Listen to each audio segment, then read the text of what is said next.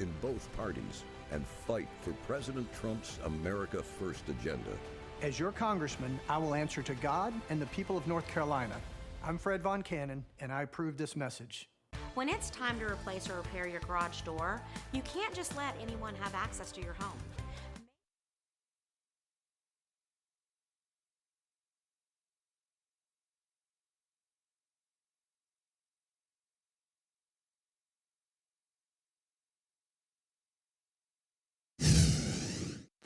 Today is a WRAL weather alert day, and for good reason. You can actually hear the heavy rainfall that continues to batter the WRAL storm tracker. The wind is continuing to pick up, and the wind is blowing sideways. We're in pitch black conditions. Just overwhelming to see all of these indications of warnings across our area, but we have you covered. And so you just need to keep it here on WRAL.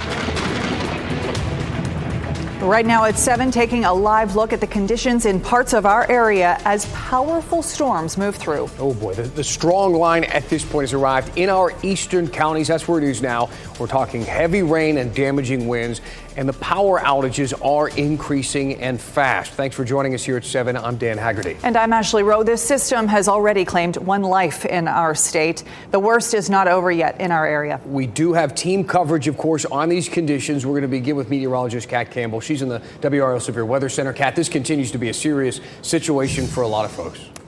Yes, it certainly does. We're dealing with flooding risks, severe weather risks as well. And we have a flash flood warning in effect for Raleigh and much of the Triangle until about 9 o'clock, extending up to the northeast. So be careful if you're going to be on the roads. Meteorologist Mike Mays has a closer look at the latest radar updates. And luckily, we had that tornado warning just expire, Mike. Yes, and the polygon just disappeared from my map. Aaron Thomas is on the WRAL Storm Tracker. He's in that vicinity right now. And all the warnings that we had over Wake County have now pushed off toward the east. So you can see right along the I-95 corridor from Northampton County through Halifax County, Edgecombe County, Nash County, Wilson County, Wayne County, and point southward.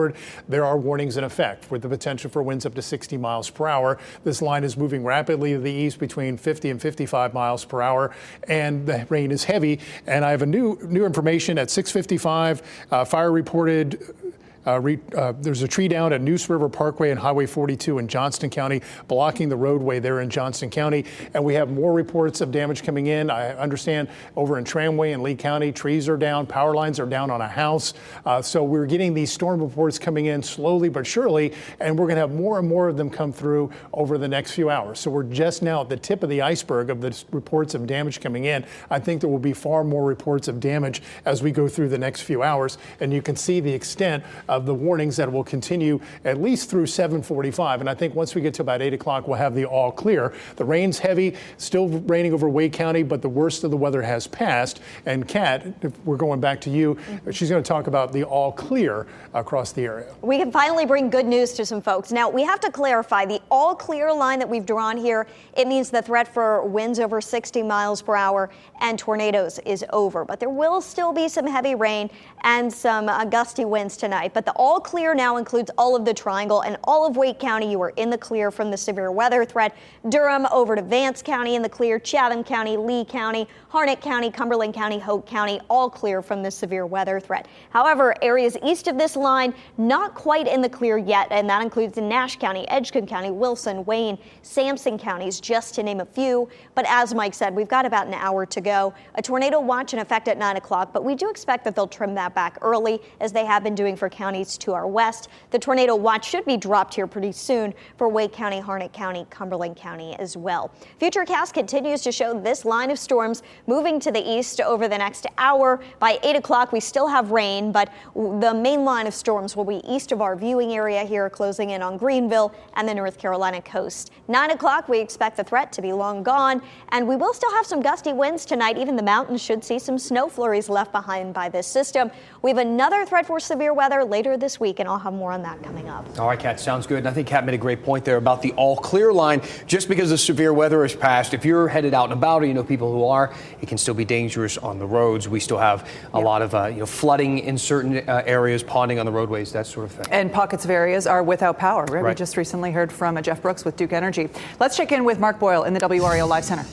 So we are seeing the flooding conditions really escalate across Raleigh proper, getting several videos in. We'll show you that in just a moment, so keep an eye out for that. If you are dealing with power outages, know somebody that is without power. Right now in Wake County, now this is the highest number we've seen all night. About 2,000 customers without power. Out towards Durham, about 10,000 customers in the dark. Both of those counties have increased in the past 30 minutes. I want to talk about the airport delays and cancellations, highlighted here in blue. The number of delays out at RDU, 130, and increasing. The number of cancellations is at 16. This video is sent in from one of our employees out. This is in Mission Valley. This is right next door to the WRAL headquarters here off of Western Boulevard. Take a look at this flooded car. Police put some yellow tape around there to notify folks in that area not to drive through that. This is a parking lot, again, right next to WRAL here across the street from NC State's campus. So just a heads up if you're headed out this evening, we are seeing flooding conditions being a real issue for drivers, even though much of the storm is slowly getting out of here. Up and down the East Coast, New York, D.C., Charlotte, Atlanta, and Raleigh, of course, right in the thick of things still, dealing with the delays and cancellations. It will be at least late this evening and into tomorrow before the airlines can get things back online. And then we look to later in the week for more storms headed our way. Back to you. All right, Mark, thank you so much. Aaron Thomas is also out on the roads. But man, how about the parking lot we just saw? So there are conditions out there that are still in a tough situation. How's it look out on the road, Aaron? Hey there, Dan. So we're currently on Highway 42 eastbound in Clayton. We just passed through Flowers Plantation. It's actually getting very busy as we approach this storm that's approaching us eastbound. I want us to pull up the radar because I want our viewers to see the intensity of the storm, where it falls, and where our team of meteorologists, the area that they're monitoring, as well as the current road conditions. So since we've been in Johnston County, this is what I'm hearing from viewers so far. Of course, we're dealing with ponding on the roads. I've seen whipping winds, many of the flagpoles. A lot of those winds are whipping around. It's causing them to whip around due to the high speeds. I've also heard of people who have dealt with their lights flickering in their businesses as well as homes. But of course, looking around, we still do have power on, which is good. We also have a report of a tree down that was blocking the road near NC 42 eastbound. Of course, if people, as they continue to be out on the roads, people getting off of work, maybe getting dinner. I caught up with one driver who's actually headed in this direction of Johnson County. Here's how he's bracing for tonight's storm. My main concern is the power outages. I don't want to go home to no power, but, I don't want to see anybody having trees on their houses. If it just ends up being a big wet mess, that would be perfect. I don't want to see anybody damaged or hurt. Yeah, that would be good. We don't want anyone damaged or hurt. Safety first. Another live look here at NC 42 eastbound in Clayton, Johnson County. Every now and then we've encountered some ponding on the roads because we have had heavy rainfall over the past few hours. Of course, we're going to keep our eyes to the roads, monitoring these conditions and checking out any storm damage. Back to you. All right. Aaron, thank you. Today, many schools were closed. A whole lot of extracurricular activities were closed as well. Tomorrow, some schools are going to be delayed. Cumberland, Moore, and Northampton counties all are delayed for 2 hours tomorrow. Of course, Wake County schools, we know today, a lot of other schools, they released early because of the timing of these storms, and now we got some cleanup to worry about. And of course, all those communities are going to be playing a part in that. Chelsea Donovan in Wake County. Chelsea, a lot of people still waiting to get the power turned back on. We know we've seen you a couple times tonight, and the conditions have varied each time we talk to you. What's the current state for you there in Wake County tonight? We're standing our ground right now. The rain has subsided, which is good news, because if you've been sticking with continuing coverage here on WRAL, you've seen we've been blown around with driving rain. Obviously, we're getting a little bit of reprieve, but as you mentioned, there are thousands of people here in Wake County that are in the dark. We came here to Litchford and Dixie Forest probably about 5:30, and that's when the power went out. We were watching as Duke Energy crews were lined up here in this Sheetz parking lot. It was too dangerous to get up in that bucket truck and work on the line. So if you watched here just a few minutes ago, we interviewed Duke Energy spokesperson Jeff Brooks live, and he mentioned that there are now about 25,000 people alone in Wake County without power, and they're just now being able to go and assess some of this damage and work on the lines because obviously the wind and the rain was too dangerous for these linemen to be up. But of course, No power lights, no traffic lights here along the roadway. This is Litchford here in North Raleigh. We've seen a number of ambulance and fire trucks heading out to scenes, and I can only imagine a lot of folks, could get a little messy with the fact that there are no traffic lights. So, of course, heed that warning we've been telling you all evening. Stay off the roads. But, of course, like so many other places in Wake County, in the dark here in North Raleigh. And, of course, we'll continue to monitor this situation, bring you live updates. All right, Chelsea, thank you. What Chelsea was talking about, finally, the wind sort of subsiding in Raleigh and parts of the Triangle, the western parts. Now they can all get, the workers for Duke Energy can get up into those buckets and start to work on that power. The crews had to wait for the storm to do what it does, and now they can get a chance to see who needs what and get the power turned back onto a lot of neighbors. A moment ago, we talked to Mark Boyle. We showed you the image of that vehicle in the parking lot in Mission Valley, which is really just right outside the door here at WRAL. Willie Danley is there now with a closer look. Well, Dan, take a look at this parking lot. I just stepped over there and the water literally came above my ankles. Take a look at that car that is stuck here in this parking lot at the Mission Valley Plaza. We don't know how this car got there, but we do know that there is no one inside. Like I said, this water is very high up here. They have some of the tape marking off, telling drivers not to come into this parking lot. Since we've come here, we've seen numerous drivers attempt to drive down here, but as soon as they see this car stalled out in this water, they immediately turn around. There is no one in this parking lot right now, so we're not sure whose car it is or how it ended up there in the first place, but we're going to continue to follow this and keep you updated with what we're seeing out here on the streets. Back to you. Willie, thank you. That video is just incredible. Well, it's a reminder, too, that, sometimes we always say, turn around, don't drown, right? Yeah. You don't know how deep the water is going to be. You might think you know, but it's very easy to get your vehicle stuck in a situation like that. So, Willie, thank you. There were a lot of concerns a couple of hours ago about what was going on in northern Durham County. We're going to check in with Monica Casey after the break live in Durham. We'll be right back.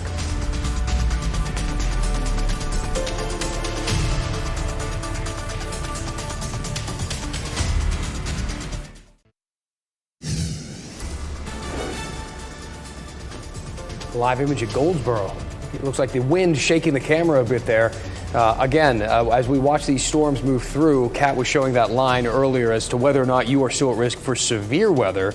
I know that's past many of you in our viewing area now, but still weather out there to consider as we continue into this evening. A car was in a ditch in Durham. Officials have now moved that car off of Hillendale Road. WRL's Monica Casey is at that scene live. Monica, what else are you seeing out there? Yeah, Dan, Ashley, we are just north of downtown Durham. As you mentioned, this is Hillendale Road with Pine Tree Court over here behind me. A tow truck has now arrived on scene to try to get that car out of the ditch. When we got here around 6:30, that car was turned a little bit more as if it was directly facing us, and it was almost halfway underwater. In about 20 minutes, we saw the water recede so much we could actually then see both headlights. They've now pulled the car up a little bit on the bank there. We are still working to learn about the condition of the driver and any passengers in that car, but we did see a couple of people get in a Durham police car and then be picked up by another car. We don't know their relation to the people in the car, if those were the people in the car. Durham Fire was also on scene here, so we are reaching out to both them and Durham Police to try to get answers about how those people in the car were doing. This road is now mostly reopened, but there still is quite a bit of ponding here on the edge. A lot of people really coming flying down this road, and you still want to be careful since this is still a scene here with people working, trying to get this car out of there. All right, let's hope everybody's okay. Yeah. I hate to see that. Monica Casey, live for us in Durham. Thank you, Monica. So WRAL has been keeping an eye on the aftermath of this storm damage west of here in Catawba County. That's where at least one person died and two others were critically injured. Let's bring in WRAL's Chris Lovingood now. Chris, you spoke with someone who witnessed those strong storms, possibly even a tornado, when they moved through that area. I mean, and that was after the confirmed death and those critical injuries, Ashley and Dan. But we're seeing these close-up images of the aftermath. I mean, look right there at this building. The roof ripped right off. These are photos from Alicia Henson in Claremont. She says these were taken in a mobile home community where she witnessed, as you can see, again, roofs ripped from their homes, debris scattered everywhere, and other extensive damage that will need cleanup. She lives about 22 minutes away from there, but she immediately jumped in her truck with her husband to make sure people were okay. And that's because she's a CNA and has clients there. I was just ready to get over there. And I felt like I couldn't get there fast enough. I seen people taking tarps and covering up roofs and windows. I seen the home where someone was didn't survive. Alicia Henson also shared this video with me showing what the roads to Claremont looked like in Catawba County. She says her husband had to get out and help people remove some of the trees just so they could get through. I did also ask Henson how she knows the home is where someone died that she mentioned before, and she says she was there when first responders found that victim. Just So horrible. sad. Yeah, absolutely. Chris, thank you so much. Kat. And here's a live look from Fayetteville. It's still raining out there. It looks like the worst in Fayetteville is over as this storm continues to push into our eastern counties. We want to give you another heads up about school delays for tomorrow. Moore and Northampton County schools both delayed for 2 hours tomorrow. Other school districts are still considering their options. We will update you as soon as we get that information. In the meantime, WRAL's Eric Miller has been keeping an eye on the school changes and some of the challenges they have faced all day today. He joins us live with the latest as we know it, Eric. Yeah, Dan, absolutely. We're standing here in the Briar Creek area along Leesville Road. Certainly over the last 3 hours while we've been here, we've seen plenty of reasons that schools have gone with these delays or gone with these virtual days, as has been the case for some districts. Just up the road here, we had a tree come down on power lines. That knocked out power for about 3,000 people. Crews since able to clear that up. We have seen torrential rain, strong winds, all of these factors weighing into the decision tonight for administrators across the region deciding whether or not more delays are needed tomorrow. For Elisa Marcheski, it's an errand she doesn't mind running, getting in and out of the carpool lane before the worst of the severe weather hits. It makes sense. I want what's best for my kids, and if it means that I have to work my schedule around, I know it's hard for a lot of families to be flexible, but I certainly want them to be safe. Marcheski's kids attend Wiley Elementary in Raleigh. That school, like hundreds of others across the state, dismissed hours early in the face of severe weather. This Raleigh mom happy to have the short day instead of a virtual day. We were prepared. I would certainly be all for a virtual learning day, but we haven't discussed that yet this year. Districts across the state weighed whether to dismiss early or go virtual Monday and Tuesday. Most in our area, including Wake and Durham County schools, chose to dismiss early. In a statement, DPS explained their decision, writing the call regarding a school day modification would depend upon the type of weather. Ice, snow, and wind, for example, may result in electrical outages, which could preclude virtual learning. Well, first, I'm happy that they did not just cancel, like back in August. Mom Brittany Johnson says it was a good call, getting kids home before the worst of the weather hits. Yeah, and of course, so many districts, so many parents keeping a very close eye on this weather this evening and on the damage that is still popping up across the region. Of course, as Ashley said a couple of minutes ago, we're going to be keeping a close eye on that as well, bring you those details here as well as online. Dan? All right, Eric Miller.